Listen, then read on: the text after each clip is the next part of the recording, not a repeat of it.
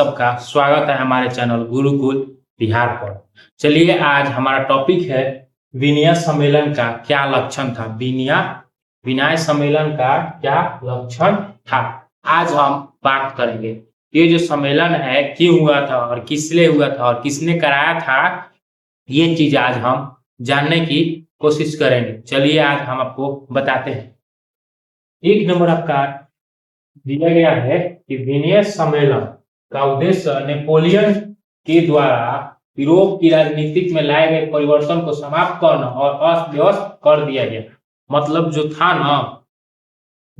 अपने यूरोप था वो क्या किया था कि जो नेपोलियन जो शासक बना था, उसके जो शासक बना और फ्रांस में जो सुधार किया था, उस व्यवस्था को क्या करना था, समाप्त करना था। इस विनय सम्मेलन में यही बात हुआ कि विनय सम्मेलन द्वारा उद्देश्य नेपोलियन के द्वारा यूरोप की राजनीतिक में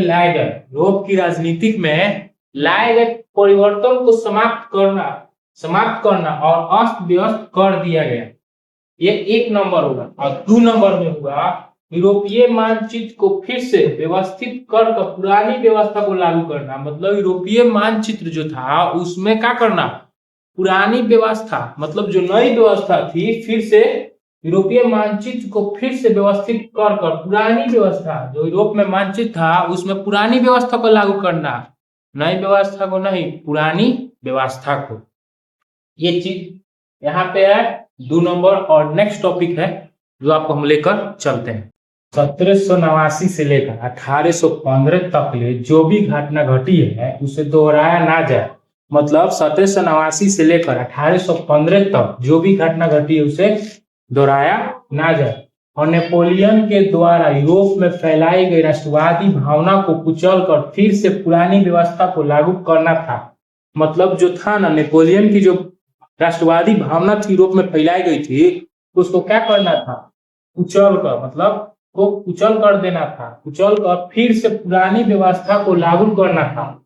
और कहा गया कि यूरोप में जैसी स्थिति है, पहले जैसी व्यवस्था को लागू करना था। और कहा गया कि यूरोप में जैसी स्थिति है उसमें कोई भी परिवर्तन नहीं होना चाहिए। मतलब जो स्थिति है उसमें कोई परिवर्तन नहीं होना चाहिए। यही है विनय सम्मेलन का तीसरा लाइन। मतलब जो यूरोप के द्वारा, मतलब नेपोलियन के द्वारा यूरोप में जो फैलाया गया था राष्ट्रवाद, उसको क्या करना था, कुचल देना था। कुचल कर उसमें जो था वो फिर से उसको क्या करना था, पुराना व्यवस्था को लागू कर दिया गया।